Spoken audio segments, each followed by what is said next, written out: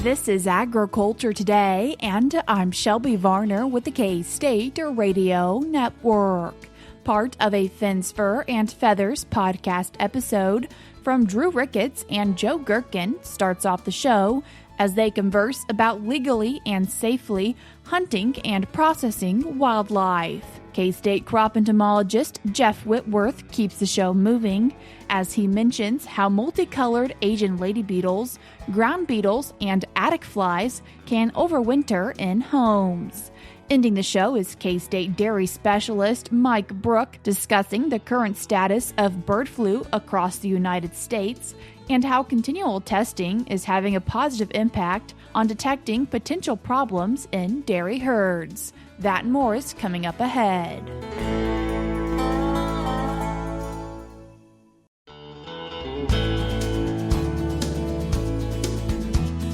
You're tuned in to Agriculture Today, and we start our Tuesday show with part of a Fins, Fur, and Feathers podcast episode from K-State wildlife specialist Drew Ricketts and K-State fisheries and aquatics extension specialist Joe Gerken as they discuss safely and legally harvesting wildlife.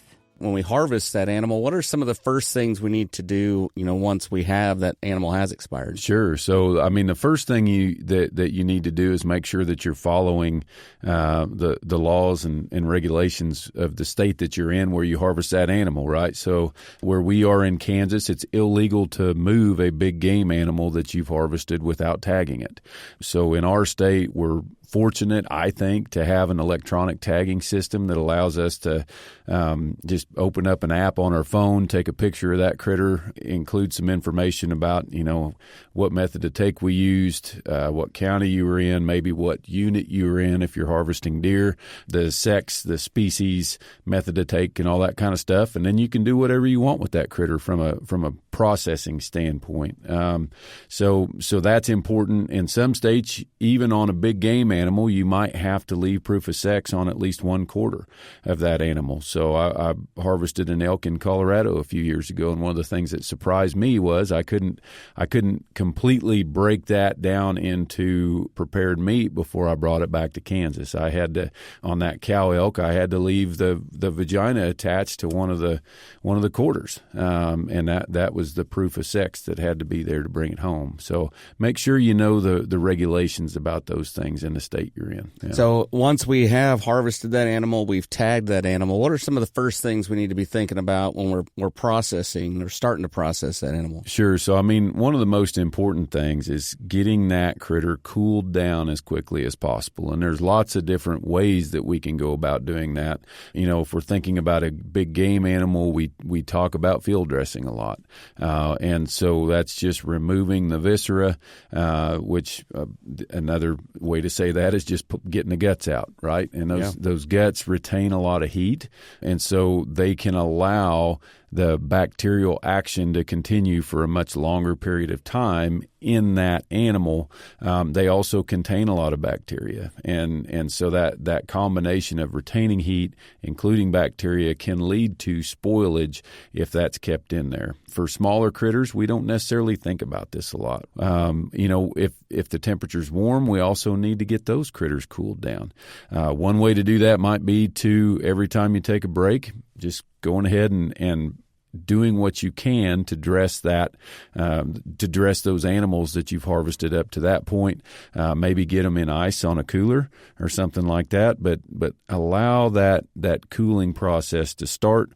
Remove those guts that contain all that bacteria. That's an important thing, but make sure you're following the regulations that are associated with that. What are some things while we are processing? Are there indicators that maybe we need to stay away from certain portions of meat, or are there times maybe we shouldn't eat that animal? What are we allowed to not eat an animal if it shows signs of issues? What are some thoughts there? One of the things, just to backtrack a little bit, I think it's important to say that, all of the things that we're talking about apply whether you're going to butcher the meat yourself or if you're going to take it to a meat processor to butcher it for you. It's still important to get the guts out as quickly as you can so that meat has time to cool off.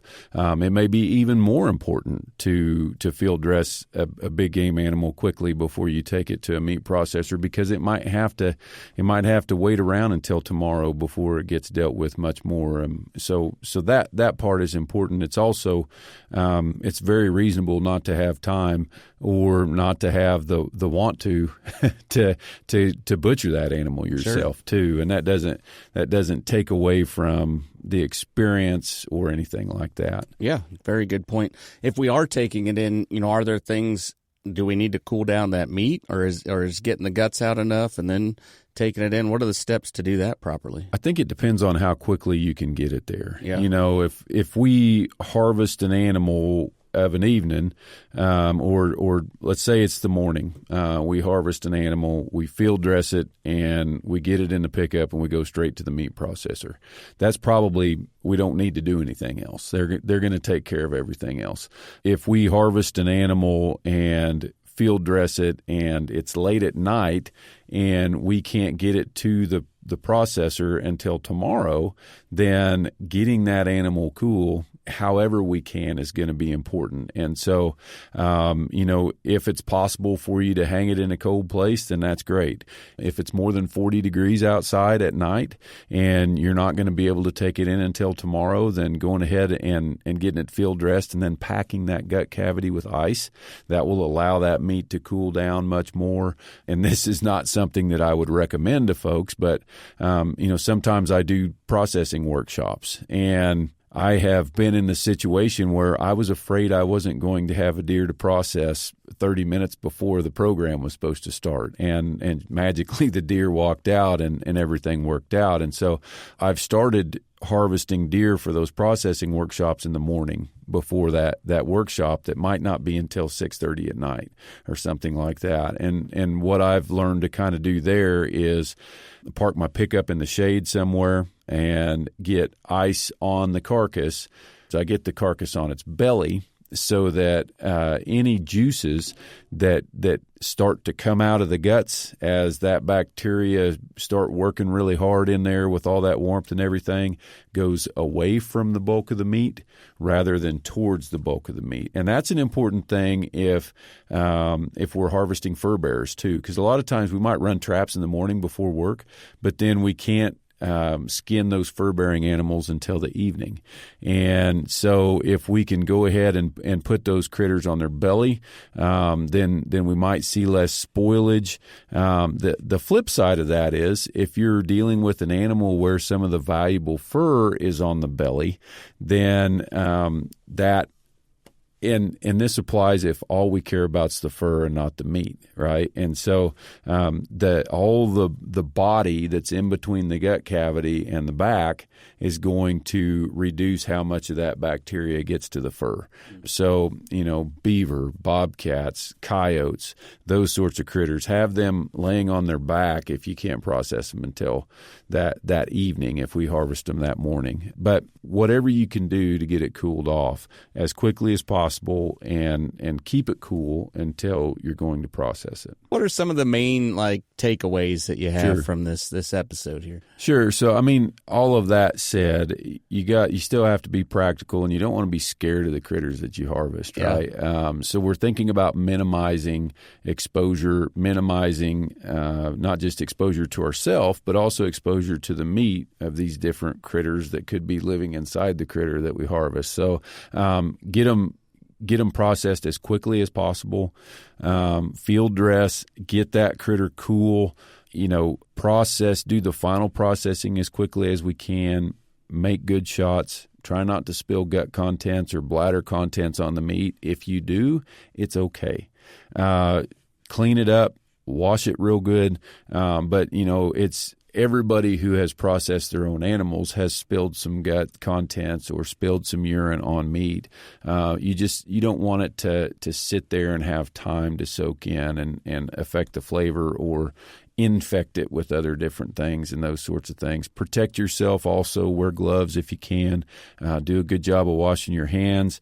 If you're going to process stuff in the field, including field dressing, it's a good idea to get you, and I'm going to say a brand, so it's probably something I'm not supposed to do, but it's one of the things that I have in my mind because, there's a product called Tub of Towels, and it's pretty easy to keep that tub of towels in your truck, and there's a gajillion other options like that, right? Yeah. That do a good job of removing all the junk from your hands, and then use some sort of disinfectant after that, because that gets the goo off, but it doesn't kill any critters that might be on your skin. And enjoy the animals that you harvest, because that's one of the lasting things from the harvest of that animal, right? Going hunting, that makes memories, but bringing food home is a very, very satisfying part of this whole process, and it's something I deeply enjoy. Yeah, I think a lot of our listeners and us being outdoors people, definitely something we enjoy is being able to enjoy that meat for a long time after it's been harvested. Sure. One thing I didn't mention in all that was make sure you cook it well. Yeah. Get to the cooking temperatures that you need to kill any pathogens that might be associated with that meat. No carpaccio, no eating the raw hearts while we're out in the field and that kind of stuff. I'm not going to. Well, Drew, thanks for chatting with us today. Great topic, getting me excited to get out in a deer stand and hopefully fill my freezer this fall. So I appreciate you bringing that to us today and look forward to an aquatic episode in a couple weeks. Once again, that was Kansas State University's Joe Gerken and Drew Ricketts with part of their Fins, Fur, and Feathers podcast episode. If you'd like to hear this full episode where they discuss even more topics involving harvesting wildlife, you can do so by following the link in today's show notes on agtoday.net or by searching for Fins, Fur, and Feathers on your favorite podcast platform. We're cutting to a short break now, but stick around because we have more for you up ahead.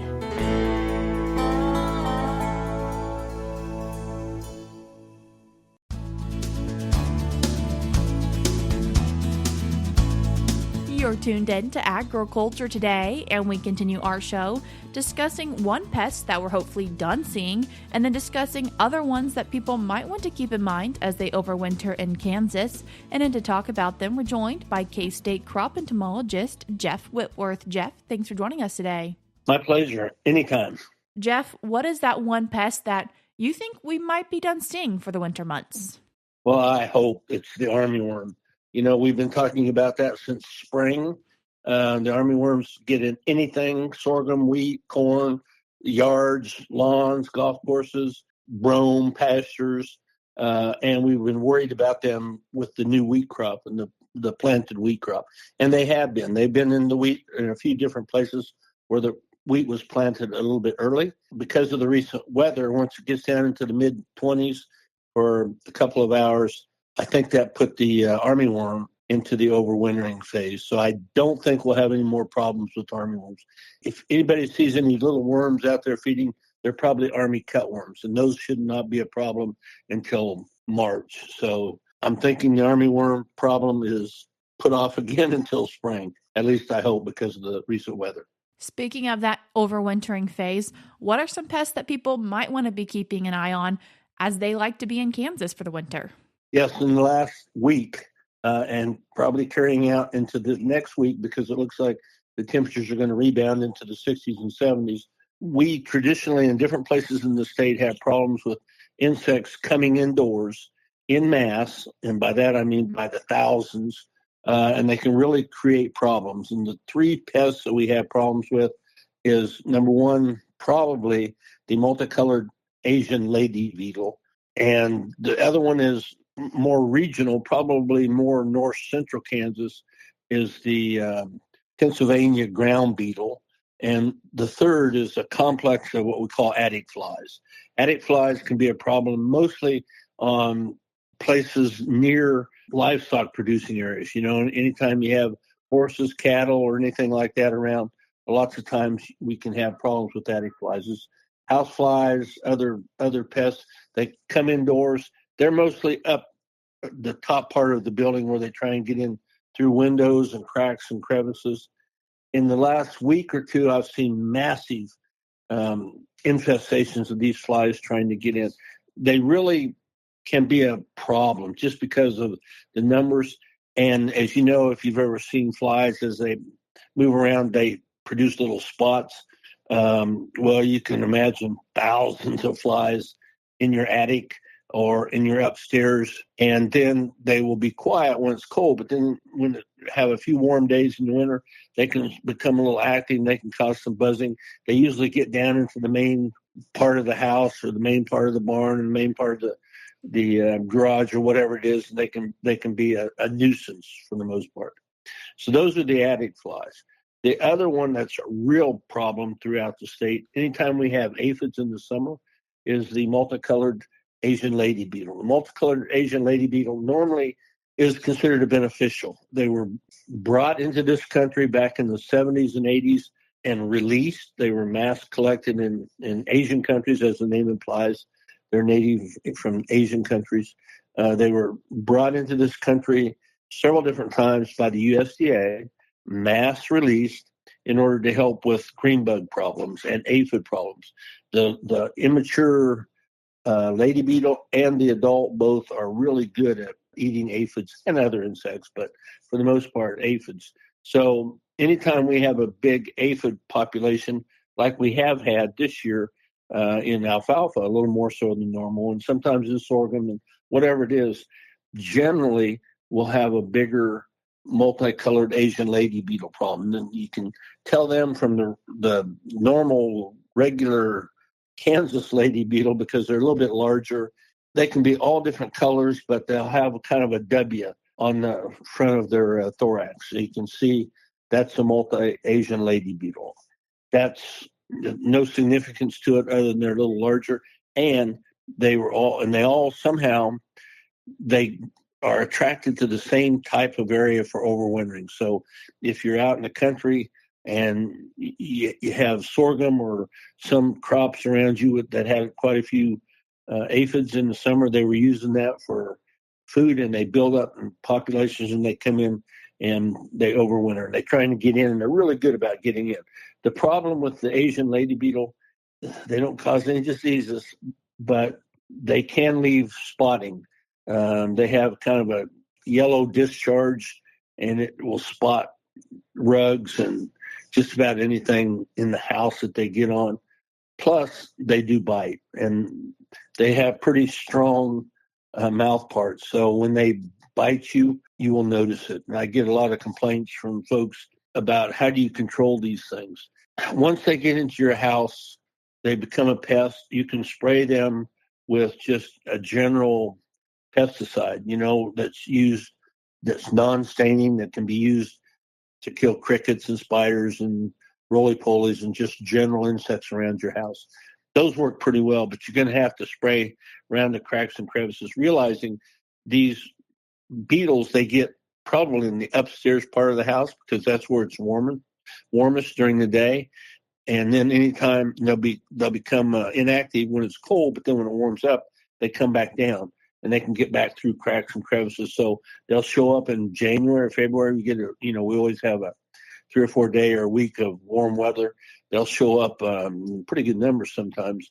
And I don't know why, but they do like to bite when they get on your arm or crawling on your neck or something. So they are a nuisance. So it's best try and get rid of them now while they're just aggregating and just looking for spots to go to. I think probably it's a little past spraying the outside of your house because of the cold temperatures. I think they're mostly inside, but you can still spray around the cracks and crevices on the inside of your house. That will help so that they don't get down later on in the year. It should help manage them now. And the third one that's not as big a problem, but can be in certain spots in the state is the black ground beetle, the Pennsylvania ground beetle. They come in, they're attracted to lights. Mostly where I get calls are from businesses, gas stations, motels that have lights on at night, and they're attracted to the lights, by the hundreds and thousands. And they're small, they're shiny, they are really, as ground beetles, they're predators, so they're pretty quick. So they're good at getting in and under things so they can get into your house pretty quickly. So they're attracted to lights. Once the light goes away and becomes, starts getting light in the morning, they'll start looking for a dark space to get into. That's where they get into. And I've seen, floors literally covered with these things in motels around the state, especially in the north central part of the state. Again, they're considered a beneficial. So if you want to spray around the inside of your house, cracks and crevices, that will help manage them. They're not going to hurt anything. I've never heard of them causing any spotting or destroying anything. They'll just spend the winter, and then in the spring they want to get back out. The same with the multicolored Asian lady beetle in the spring. They'll want to go back out, and that's when, again, they can cause problems when they start out in massive numbers.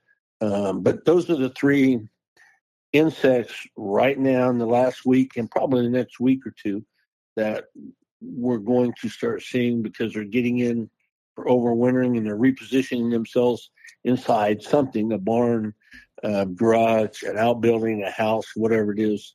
And this is a time when we're often noticing them. It's a good time if you do decide you want to try and spray for them before they get to where they're going to spend the winter, and then they do the reverse in the spring and cause more concerns.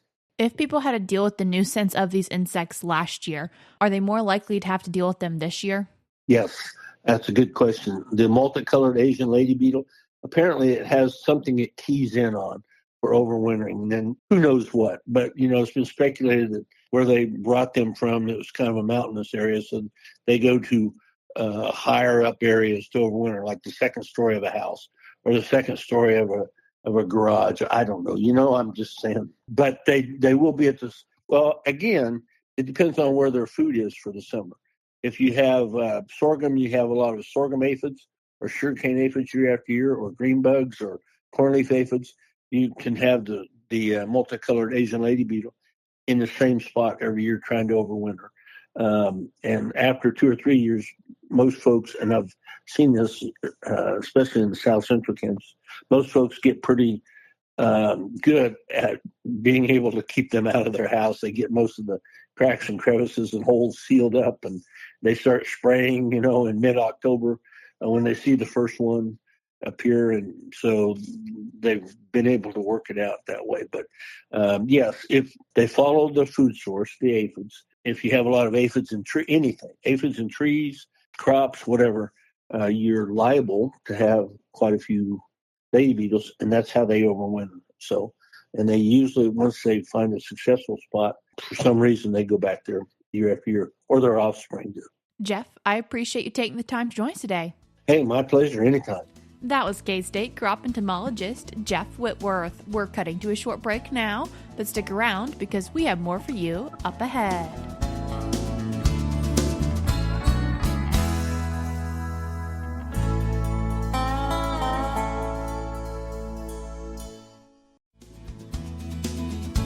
Welcome back to Agriculture Today. Along with Shelby Varner, I'm Jeff Wickman. We end today's program with this week's milk lines. As bird migration continues, K-State dairy specialist Mike Brouk takes a look at the current status of bird flu across the U.S. and how continual testing is having a positive impact on detecting potential problems in dairy herds.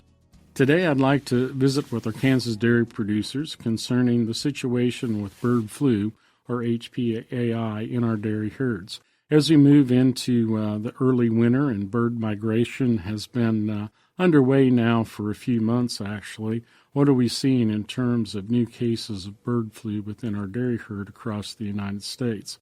Well, as I look back through the data for the last 30 days, actually across the United States, in dairy animals, we've only seen one new reported case of bird flu, and that was out west. So here in the Midwest, it's actually been very, very quiet. And when you think about all of the testing that we're doing today, if it was out there, we would probably be finding it. Since May of this year, we've ran over 110,000 PCR tests for bird flu on milk samples and tissue samples sent in from various animals across the United States. So in the dairy industry, we're doing a lot to test for this. Most of you are aware that we do have a national milk testing strategy that went into effect almost a year ago now, that on a regular basis we test raw milk coming out of silos at processing plants for the presence of bird flu.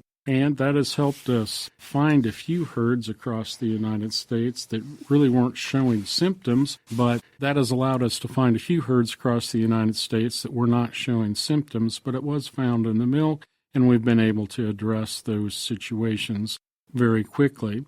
A couple other programs that are out there that are helping us keep track of whether or not we have issues with bird flu or the interstate movement of animals. Those animals have to be tested if they're dairy animals before they move across state lines. And we also have a dairy herd status program, which is a voluntary program that herds can enroll in, that is also keeping track of whether or not we have issues with bird flu showing up in our dairy herds across the United States. So moving forward, we will continue with the testing, particularly with the milk surveillance testing program, as well as the animal movement program, to make sure that we're not missing something. And over time, my guess is we will probably see bird flu disappear, as it often does over a period of a few years. And will it reappear again? Probably so, somewhere down the line. That has been the case over time. Whether or not it impacts dairy herds at that point in time is hard to say.